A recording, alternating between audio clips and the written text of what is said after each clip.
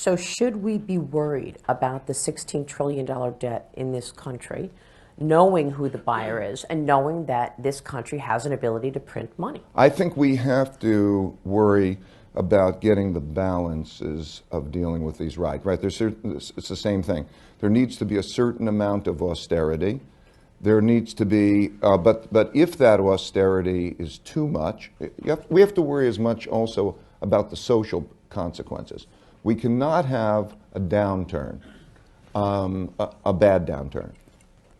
So in worrying about the debt, yes, we have to worry about that and we have to balance that correctly. But we have to balance that in a way that does not produce another 2008, because if you have a downturn, then you're going to have social consequences of the rich and the poor at each other, and then also the possibility of doing crazy things.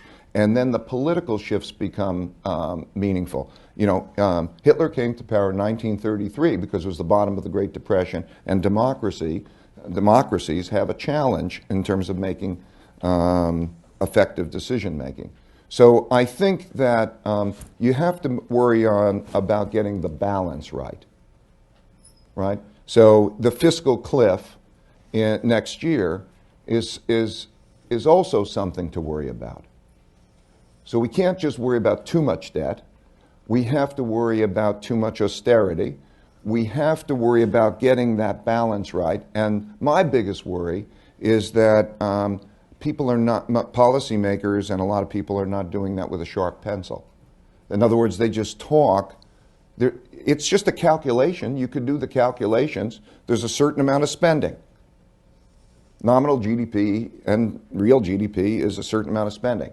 Okay, who are the buyers of goods and services? Where did they get their money from? And then how much do they need? And so it's with a sharp pencil, you could deal with that, but it's more with slogans. And so I'm worried about balance.